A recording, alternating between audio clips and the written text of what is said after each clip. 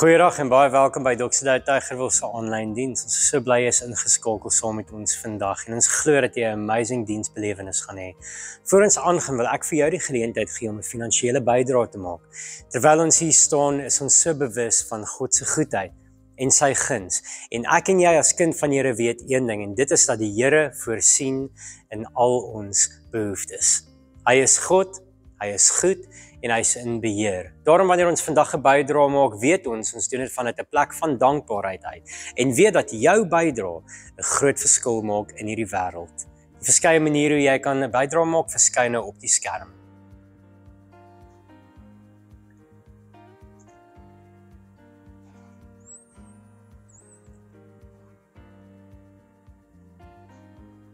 Kyk ook sommer saam met my na ons familienuus.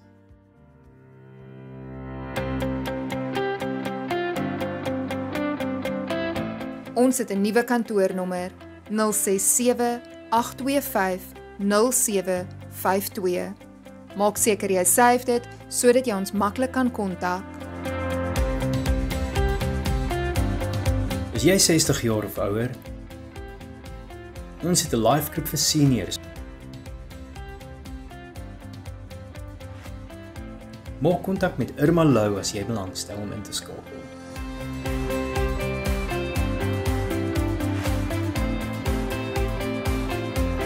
Met net een link kan jy registreer vir ons events, finansiële bydraes maak, na ons spreke en podcast luister, deel word van 'n bediening en nog meer. Scan die QR-kode en save die link op jou appskreen om dit maklik te kry.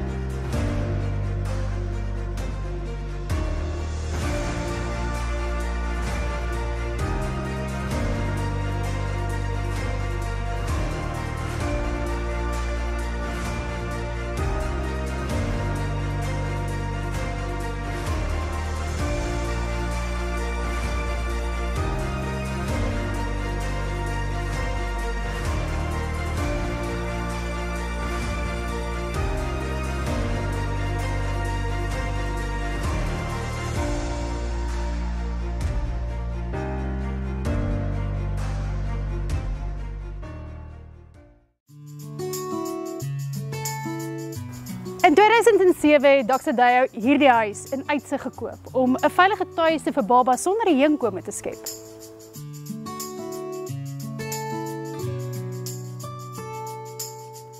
Sedertdien kon Huis ten Buse al meer as 480 babas help deur om vir hulle liefde en versorging te bied, iets wat natuurlik elke kind verdien.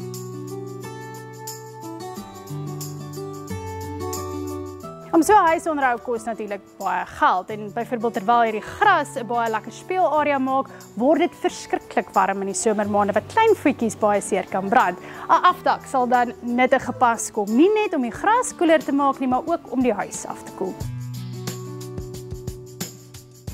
Hierdie is byvoorbeeld 'n baie groot probleem, heeltemal te min spasie vir 10 klein lyfies se wasgoed. Daar is ook 'n paar strukturele probleme by die huis, soos hierdie onstabiele muur. Hier is ook 'n verstopte drein wat aandag nodig het. So hier is net 'n handjievol van die probleme waarmee Huis ten Buse spook. En as jy kan en graag wil help, maak seker jy kontak Dr. Douw of Huis ten Buse direk.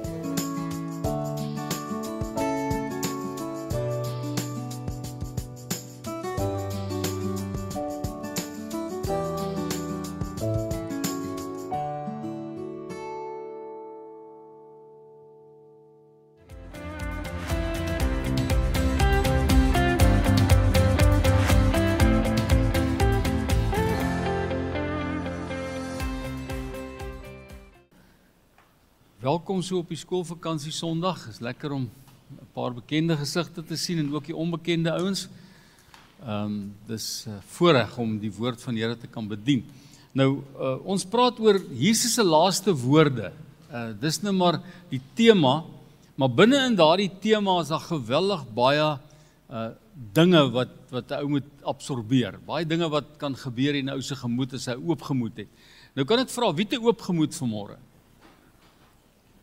OK, 13. Right. Nee, ons Ons werk nog daaraan vanmôre. Jesus se laaste woorde en in die reeks gaan daar 'n paar onderwerpe of paar kruiswoorde hanteer word. En vandag praat ons oor die beginsel van voorwaar ek sê vir jou vandag sal jy saam met my in die paradys wees. Die kwaaddoener in die kruis wat met Jesus praat en dan antwoord Jesus om met hierdie verskriklike, ingrypende, lewensveranderende woorde.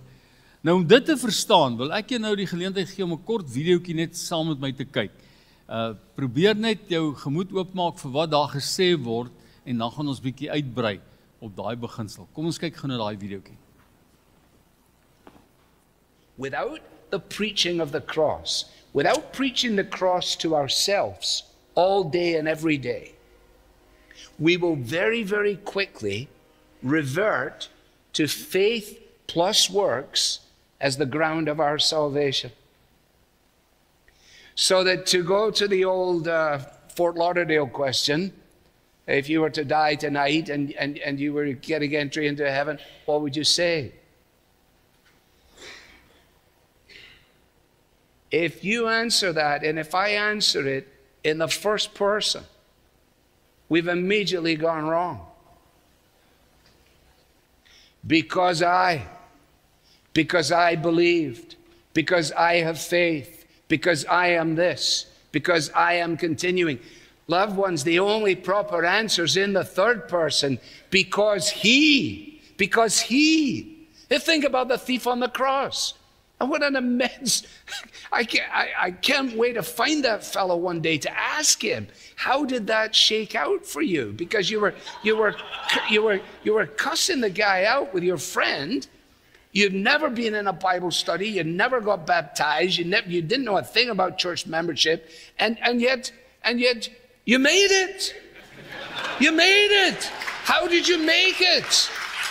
That's what the angel must have said, like, what are you doing here? Well, I don't know. What do you mean you don't know? Well, because I don't know. Well,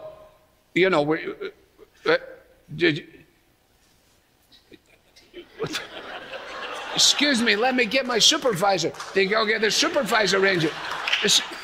So, we're just a few questions for you. First of all, are you clear on the doctrine of justification by faith?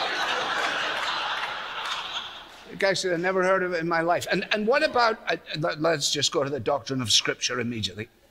This guy's just staring. And eventually in frustration, he says, on what basis are you here?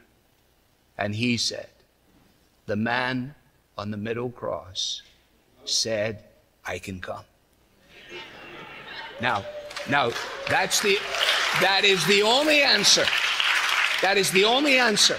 And if I don't preach the gospel to myself all day and every day, then I will find myself beginning to trust myself, trust my experience, which is part of my fallenness as a man. If I take my eyes off the cross, I can then give only lip service to its efficacy, while at the same time living as if my salvation depends upon me. And as soon as you go there, it will lead you either to abject despair or a horrible kind of arrogance. And it is only the cross of Christ that deals both with the dreadful depths of despair and the pretentious arrogance of the pride of man that says, I can figure this out and I'm doing wonderfully well. No, because the sinless Savior died, my sinful soul is counted free, for God the just is satisfied to look on him and pardon me. That's why Luther says most of your Christian life is outside of you, in this sense, that we know that we're not saved by good works. We're not saved as a result of our professions, but we're saved as a result of what Christ has achieved.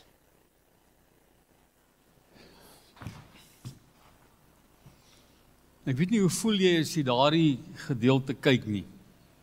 Net die belewenis wat 'n ou opnuut kry van it's about him. He said, he called. Ek het eintlik niks om saam te bring nie. Ek het net die wete dat that one on the middle cross, he said, I can come. En uit daardie beginsel praat ons vanmôre van die woorde van Jesus. Wat het hy gesê? Wat bedoel hy? Maar ek wil 'n bietjie teruggaan net na amper inleiding tot hierdie gedagte van wat Jesus aan die kruis vir die sondaar gesê het. 2 Korintiërs 3 vers 18, dit ken ons almal, is 'n baie bekende skrifgedeelte, maar dit sê vir my iets hoe ons na Christus kyk. Hoe kyk ek na die een op die middelste kruis? Hoe kyk ek regtig na hom? Hoe luister ek na hom? En dan sê die woord daar, Paulus sê nuwe Afrikaanse vertaling, ons almal weerspieël die heerlikheid van die Here, want die sluier is van ons gesig al weggeneem. Ons word al hoe meer verander om aan die beeld van Christus gelyk te word. Die heerlikheid wat ons van ons uitstraal neem steeds toe. Die ou vertaling sê, ons verander van heerlikheid tot heerlikheid. Dit doen die Here wat die Gees is. Nou, die oorspronklike taal praat van behold. Daar's nie regtig 'n Afrikaanse vertaling vir behold nie. Die woord wat gebruik word daar in die Grieks behold, praat iets van aanskouing op 'n ander manier. Dis kyk soos so helder soos in 'n glas of in 'n spieël. Met ander woorde, jy kyk anders daarna. Jy kyk nie na Christus as die held van 'n Bybelstorie nie. Jy kyk nie na Christus as 'n uitkoms vir moeilikheid nie. Jy kyk na hom op 'n ander manier, hoe God hom daar geplaas het in my en jou plek. Dan behold jy.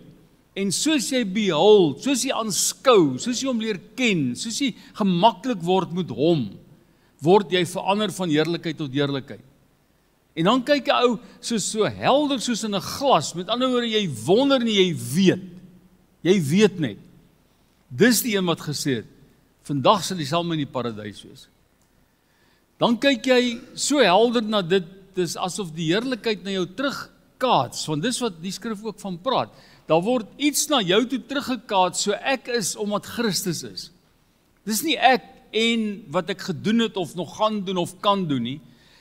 Dis, sorry vir baie ouens, maar dis nie hoe braai ek is nie. Dis hoe aanvaarbaar ek die woord vind, wat Christus gespreek het aan die kruis. Want hier's 'n ou wat moeilikheid het, en hy's besig om dood te gaan aan 'n kruis, en daar word algemeen gespot, van die kruis af, en van die grond af, en almal spot, en hoon Christus. En al wat hy sê is, Jesus dink aan my, met ander woorde, toe hy na Jesus kyk, toe sien hy klaar iets anders, want hy sê, wanneer hy in die koninkryk kom, so hy sien klaar iets anders, hy het anders behold.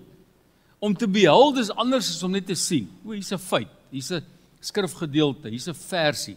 To behold is something quite different. Die ou Afrikaanse vertaling moet ek net vir jou vinnig lees. Ons word van gedaante verander, na dieselfde beeld. Met ander woorde, dit wat ek sien in die spieël, helder soos in glas, daai beeld is die beeld wat Christus, Vader, Seun en Heilige Gees my mee geskep het. Sy beeld, sy gelykenis. En dis wat ek sien as ek behold. En ek wens net, daar's 'n ou wat 'n fantastiese Afrikaanse vertaling het, maar ek het nou al aanskou en al die goed probeer, maar behold is behold. Behold is anders kyk. En in daardie behold sien ek dan wie ek eintlik is. Ek word verander van heerlikheid tot heerlikheid, na dieselfde beeld as deur die Here wat die Gees is. Met ander woorde, dit wat ek sien, dit wat ek beleef, is dit wat Christus vir my kom skep het, toe hy sê, vandag sal jy saam met my in die paradys wees. Nou as jy in die volgende gedeelte kyk, daar's 'n diepte van vergifnis wat ou nie verstaan nie. Daar's iets daaraan wat tereg deur die prediker hier gesê is, I don't know, ek weet nie regtig, wat het ek gedoen nie. Daai ou in die kruis, langs hom, het nie 'n koekinkloe gehad van paradys voor hy daar gehang het nie. Hy het nie geweet waar hy nou pad is nie, al wat hy geweet het, ons verdien om te sterf. En nou sê die man in die middel, kom. En hy sê op grond daarvan, kom ek. Maar die diepte van vergifnis is iets wat ons regtig na moet kyk.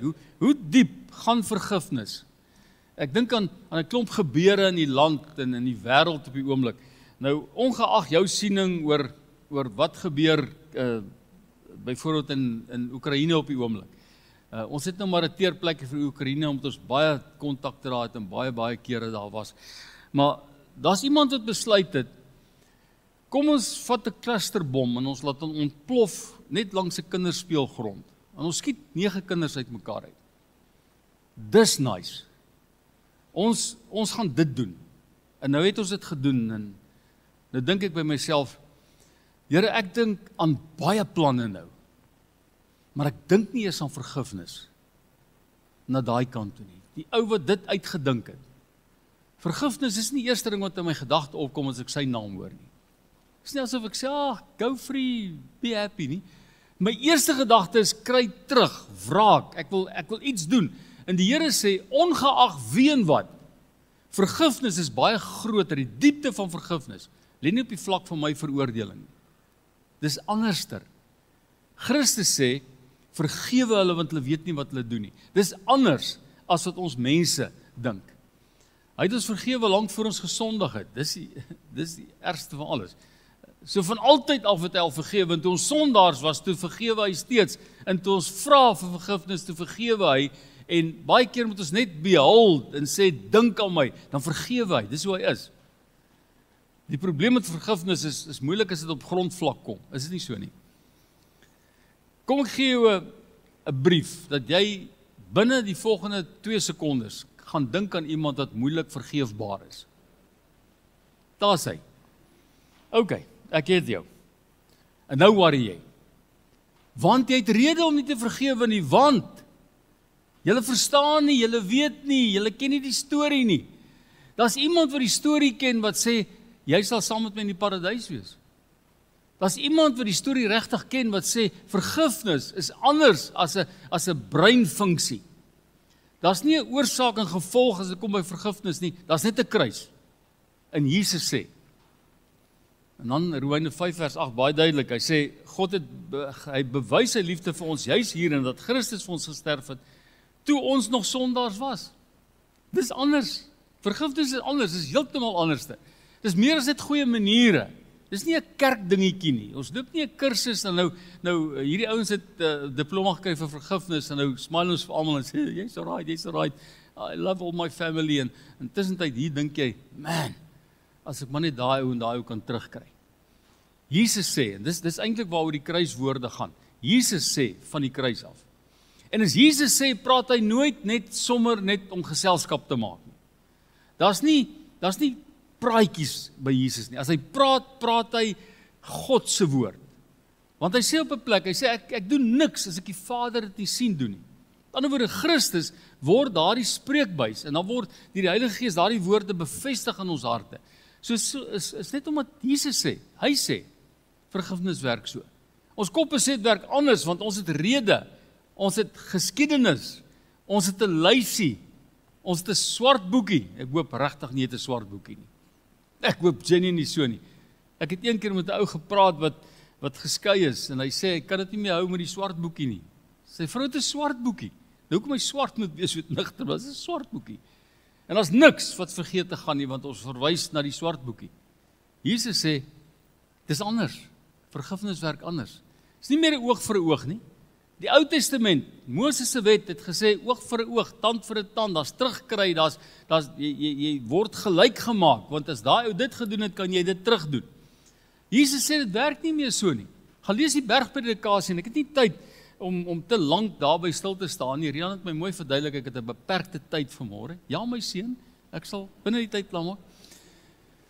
Gaan lees die bergpredikasie en leer jouself op 'n ander manier ken, want as jy Christus behold, as jy kyk na hom as persoon, wie hy is, wat hy gedoen het, wat hy steeds doen, en jy lees die bergpredikasie en dink jy, maar die Here spel my lewe hier uit, wat anders is, as tit for tat.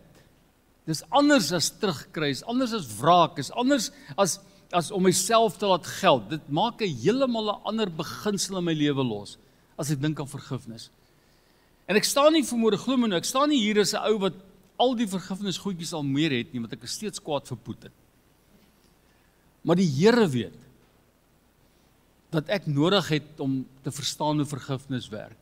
Want dis die boosheid agter die mens, dis nie die mens, ons sien partykeer die gesiggie. Nou toe ek gesê het, kan jy aan iemand dink, jy het 'n gesiggie gesien. Dis ons probleem, ons wil partykeer mense veg, maar dis die boosheid agter die mens. En ek sukkel om daarby verby te kom, en ek bely dit nou maar vanmôre vir die gemeente. Dit is my moeilik, want ek word kwaad. En dan onthou ek baie keer woorde uit my voorbekeerde dae. Regtig. Of ek dit nou sê of nie, dit gaan ek nou nie herken nie. Teresa, jy mag nie lag, jy moet bid. Jesus sê, en die hele ding gaan oor Jesus sê. Hy sê, dink aan my, dit is nou die kwaaddoener, dink aan my wanneer jy in die koninkryk kom. So hy het 'n koninkryk gesien. Hy het klaar gesien, hier is 'n man wat 'n koninkryk verteenwoordig. Hoe het hy dit geweet? Hy het behold, hy het op 'n ander manier gekyk, want hy verander sy hele praatjie, en skielik is hierdie man in die middel, die koning van 'n koninkryk, en hy sê, dink aan my wanneer jy in die koninkryk kom, en Jesus antwoord, ek verseker jou, vandag sal jy saam met my in die paradys wees. Nou, ons gaan nie in die detail van daai woorde in koninkryk en paradys nie, maar al wat die woord eintlik daar vir ons sê, sonder dat ons te diep hoef te kyk is, you will be with him, the man in the middle, want hy het weer opgestaan. En die woord is baie duidelik, toe hy sterf, toe sterf die mensdom saam met hom. Toe hy opstaan, staan ek en jy op. En ek wonder net baie keer as ou na die leë graf moes kyk. Ek was nog nie in daai omgewing van die wêreld nie, maar baie mense van julle was seker al daar. Wie van julle het die oop graf gesien, die leë graf? Okay, dalk in die tweede diens. Maar in elk geval, as ek dit moet sien, dan gaan dit ook 'n stuk behold kos, want eintlik wat ek daar sien, is nie net dat Christus opgestaan het nie, ek sien 'n leë graf, ek het opgestaan. I behold the nothingness. Ja, dis 'n mooi, ek moet hom patenteer, daai uitspraak. I behold the nothingness, want die graf is genuine leeg, daar's niks oor nie. Met ander woorde, die ou mens het gesterf saam met Christus, en toe staan hy op en ek staan op. Ek en jy staan op. Dis die Nuwe Testament, dis die nuwe verbond. Maar die probleem is, die nuwe verbond is dalk bietjie onregverdig, want nou vergeef die Here ou sommer net so. Hier's 'n boef van 'n kruis. En ek het Bybelstudies gedoen. Ek het CSV kampe bygewoon. Ek het om 'n kampvuur songs gesing. Vir die Here. Ek het alles gedoen, ek het alles probeer, ek het met knieë deur gebid, ek het baie keer gevas. Nie van julle wat dit al probeer het. Dit is nie eenvoudig nie. Maar Jesus kom en hy sê, ek draai heeltemal om. Hierdie ou gaan ek gaan hom nie eers vra nie. Hy gaan nie deur 'n lysie werk met hom nie vandag. Al wat jy doen is behold hom and he forgives you. Maar is baie keer net so onregverdig, want ek dink nou aan onvergeefbare mense. Dink jy nie die ouens wat jy nou gesien het is half onvergeefbaar nie?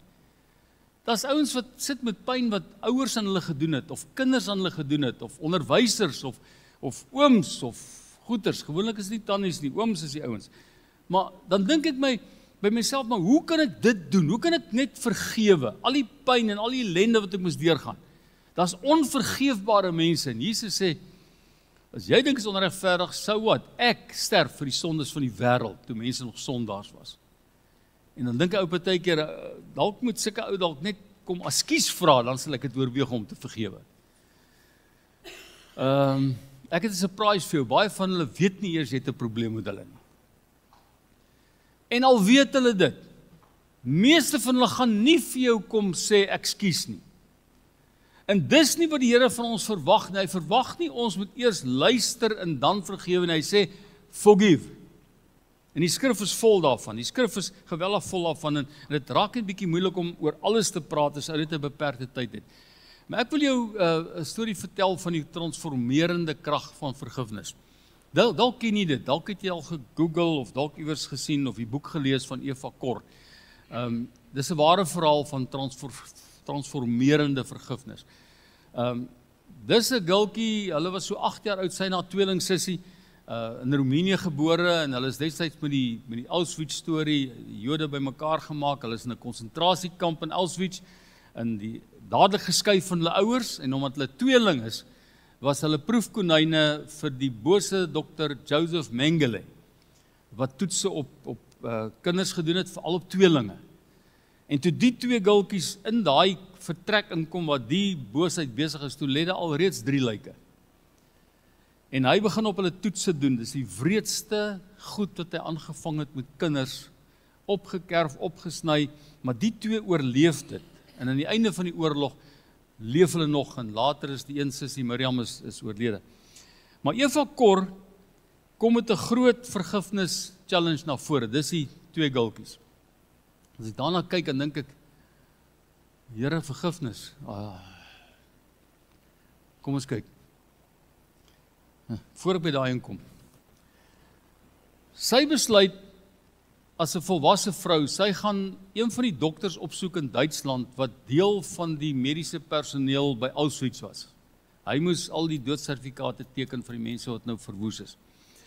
En sy gaan na hom toe, en sy vra vir hom of hy nie saam met haar wil kom, Auschwitz toe nie, want sy moet hierdie pad deurwerk, die las is te groot, sy moet dit agter die rug kry. En hy gaan saam met haar, en obviously Mengele het lankal gevlug, Pabroek is op pad somewhere heen, niemand hom ooit weer gekry nie. Okay, Here, ek sal vergewe. Ek dink, ek werk aan. In elk geval, sy besluit, ek gaan vergewe, ek gaan die dokter vergewe, wat sy in Duitsland raak geloop het, en sy gaan Mengele vergewe. En toe sê sy die volgende, nadat sy hulle vrygespreek het van hierdie verskriklike dade. Sy sê, what I discovered was life-changing. I had the power to forgive. Dit dink net aan. Dis nie of iemand daar R1000 geskuld het en nie wou terugbetaal, of net nie gegroet het langs die pad nie. Hulle was besig om haar en haar sussie dood te maak deur die toetse in die goed wat hulle gedoen het. Sy sê, no one could ever take away that power. I decided I could even forgive Mengele, the person who put me through hell. It wasn't easy, but I felt an enormous weight that had been lifted from me. I finally felt free. Dis vergifnis op 'n ander manier. Dis vergifnis waarvan Jesus praat, hy sê, vandag sal jy saam in die paradys wees. En Jesus wat sê, en dit kom by 'n ander Sondag in, vergewe want hulle weet nie wat hulle doen nie. Daai fantastiese krag van vergifnis. En dan die skrywer C.S. Lewis, almal van julle ken hom. Hy sê, everyone says forgiveness is a lovely idea, until they have something to forgive. Is mos so. Kyk, ou kom ons maklik sê, daar seker goed wat ou glo ander ouens moet doen. Ek vertel ouens byvoorbeeld, op 'n sekere ouderdom moet jy elke dag 'n paar keer strek. Nee, is mos so. Goed vir die ou bene en die ou goeters en die ou, al die serings word korter, dis hoekom ou mense kromloop en so aan. Ek doen dit self net nie vreeslik nie. Maar ek weet wat ou moet doen. Ek sê vir ouens, drink water, ry fiets, strek. Ek sukkel net om dit self te doen. Want vergifnis is een van daai goed. Vergifnis is 'n wonderlike idee, want Jesus sê so, tot ek iemand moet vergewe wat boosheid teenoor my aangevang het. En dan raak dit bietjie van 'n debat, is dit nie so nie? Nou ek weet ek praat nie met een van julle hier nie, maar julle ken moontlik mense van ver af. Kolossense 1 vers 21 tot 22, 'n nuwe lewende vertaling. Eers was julle ook ver van God af. Met verkeerde dade het julle gewys dat julle hom vyandig gesind is. Maar nou het hy julle met homself versoen, deurdat sy seun as mens gesterf het om julle voor hom as sy eie mense te laat staan, skoon en foutloos. Die ou vertaling van Afrikaans het gesê, al ons skuld is in so mate vergewe wat teen ons gehou is. Die skuldbrief, met ander woorde die opsomming van ons verkeerde dade, is vasgenaal teen die kruis. Dis uitgewis, dis verby, dis heeltemal weg. En nou kom die triek, nou daai is die lekker ene. Dis maklik om hom te onthou en te sê, yes, Lord, thank you. Nou sê Kolossense 3 vers 13 en Efesiërs 4:32 ander goeders. Ek gaan lees dit, ek het nie die skrifgedeeltes opgesit nie, maar gaan lees dit, want ek is bang jy glo my nie. Jesus sê, soos julle vergewe is, met ander woorde, soos ek julle vergewe het, moet julle ander vergewe. Nou kan ek maklik sê, maar Here, u verstaan nie waardeur ek kom nie. En dan wil ek vir jou sê, glo my, hy verstaan. He knows. Hy weet elke ding van jou wat nog nie eens gebeur het nie. He knows. En op grond van wie hy is, sê hy, soos ek vergewe, moet julle vergewe. Met ander woorde, iemand soos die kwaaddoener in die kruis, wat net sê, dink aan my. Hy het nog nie bely nie, hy het nog nie reggemaak nie, daar's nie restituisie gedoen nie, hy lyk nie vreeslik jammer oor wat hy gedoen het, al wat hy sê is, dink aan my. En Here sê, op daai manier moet ek en jy kan vergewe. volkome vergifnis. Kolossense 2 vers 13.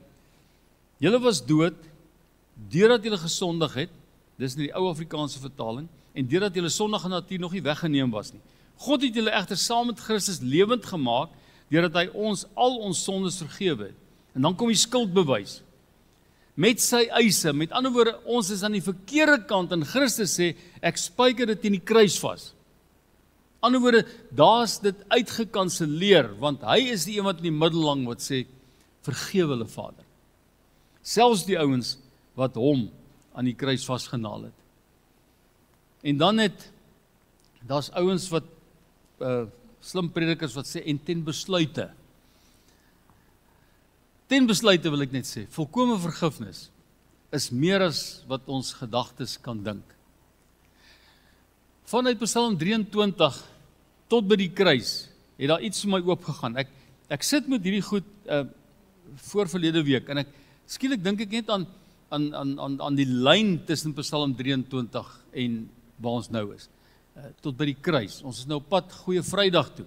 Ons is pad Paasnaweek toe. Nou dink ons maar wat gaan ons celebrate? Wat vier ons? Nou Psalm 23 sê dis God, hy sê ek berei die tafel voor my, hy berei die tafel voor my aangesig teenoor my teestanders.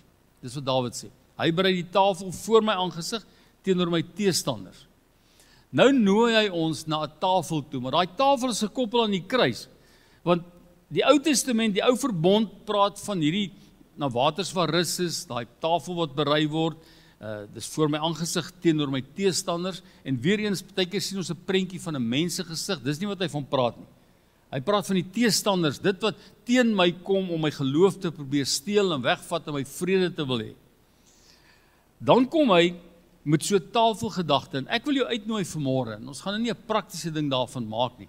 Ek dink dit sou lekker gewees as ons nou nagmaal gehad het, soos dit nou volgende Sondag of volgende week gaan gebeur. Maar dink bietjie aan die tafel van die Here. Dink net 'n oomblik, dink net 'n bietjie by nagmaal verby. Dink net jy word uitgenooi na 'n tafel toe. Die Nuwe Verbond praat van die beginsel van ons is huisgenote van God. Ons is nie tydskrifte wat ons ontken ons lees nie. Ons is huisgenote van God. Met ander woorde, hier's 'n gesin. Hier's God die Vader, hy nooi my uit na sy tafel toe, want sy seun het gesê, you can come. Dan gaan dit weer sê, want ons mis dalk hierdie een fout van uitspraak. He said I can come. Daar's baie mense wat op my history kan ingaan en sê, no ways. Maar ek het 'n surprise vir enige ou, al staan dit op skrif iewers, die Here het gesê, you welcome. En hier sit ek saam met hom aan die tafel, en by die tafel gebeur daar familie. Ek het huis toe gekom. Van Psalm 23 af, dwars deur by die kruis tot vandag toe. Daar's familie, daar's aanvaarding, want my Vader het gesê, ek is nou aanvaar as deel van die familie, want Jesus het gesterf en opgestaan, en my vrygemaak. So ek is familie, ek is aanvaar, en ek het verskriklik vrymoedigheid. Het jy al ouens aan die tafel gesien, wat vrymoedigheid het? Ek wil net sê, so 'n week of 2 terug, het Rian en sy gesin vir ons kom kuier aan Langebaan. En Petra het pannekoek gebak. En Zia, julle ken vir Zia, my Wille Boomklim kleindogter. Sy het groot vrymoedigheid by daai tafel openbaar, soos ek in my lewe lanklaas gesien het. Pannekoeke het verdwyn teen 'n magtige snelheid. In daai lyfeen, waar dit heen is, weet ek nou nie, maar sy het net nie opgehou om te pannekoek nie. Dit is iets geweldig. Maar die vrymoedigheid was daar, want hier's familie. Hier's ons by mekaar. Hier's abundance, hier's liefde, hier's blydskap, hier's vreugde, hier's pannekoek. En dan die laaste gedagte is net die hele ding van vaderskap. Ek dink baie keer in prentjies, en ek weet nie hoe teologies korrek dit nou sou wees ek dit sê nie, maar ek het 'n gedagte. Wanneer ek bid, as ek sê Vader, dan draai hy sy aangesig onmiddellik na my toe. Dis die uitnodiging ook in die skrif. Ek kan vra, hy sal gee. Hy kan my nie ignore nie, hy wil my nie ignore nie, hy sal dit nooit doen nie, maar as ek sê Vader, dat ek sy volle aandag, tussen 8 biljoen ander mense.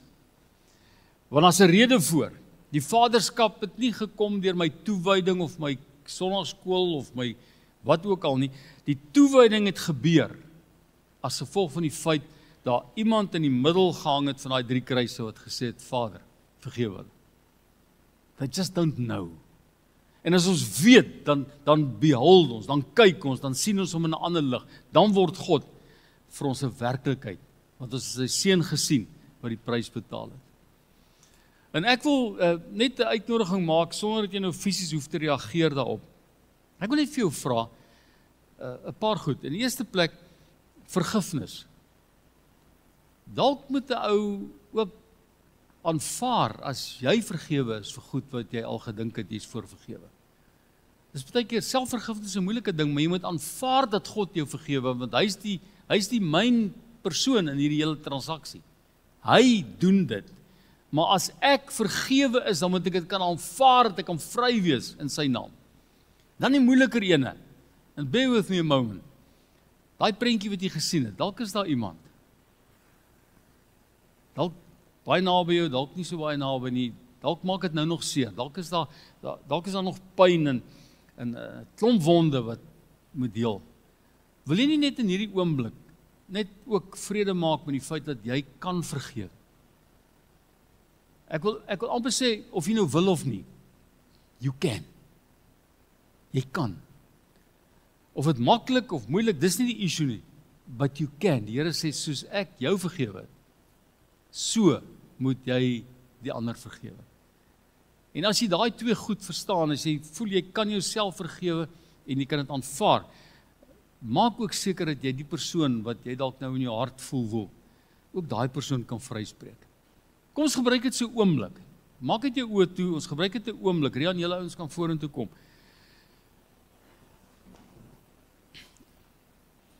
Here, dankie dat U ook die pad van vergifnis met ons stap, en dat U dit vir ons verduidelik, en dat U ons help om 'n oop gemoed te hê, om te verstaan dat dit gaan oor Christus.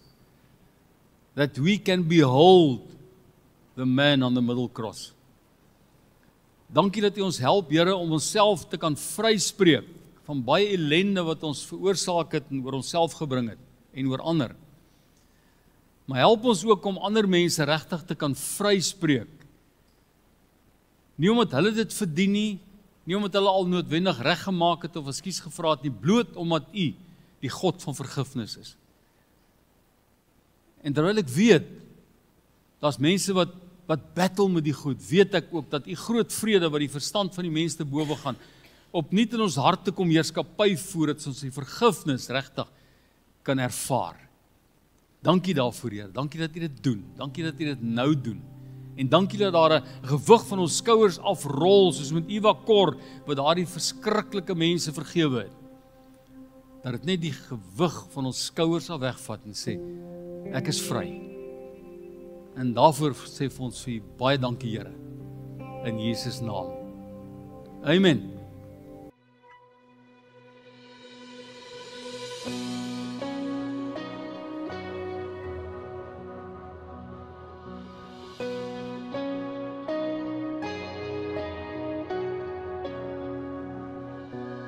It's in the words that I speak, in every step I take, in all the choices and decisions that I make. It's the way of love. It's not a word that I just use, a mere emotion on its own. It is far beyond the boundaries that I've known. It's the way of love. I am rooted, I am grounded in His love.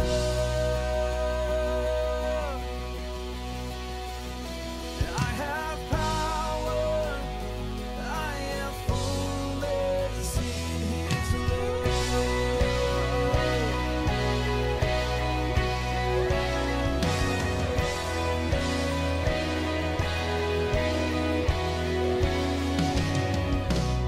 It's in the beating of my heart, in the depth of my soul. Every part of who I am and all I know. It's the way of love. Oh, it's the way of love. I am rooted, I am grounded in His love. There is power, there is fullness in His love. I am anchored in the Father's endless love. There is freedom, there is fullness in His love.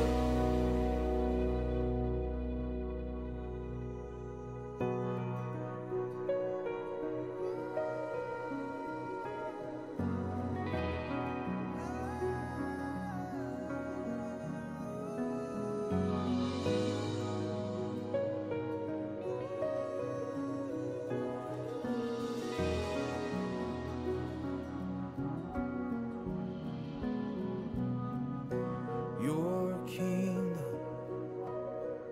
is here and now. Your presence is all around. Your glory, it knows no bounds.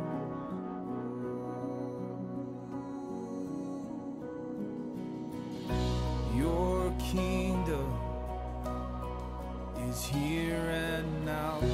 Your presence is all around. Your glory, it knows no bounds.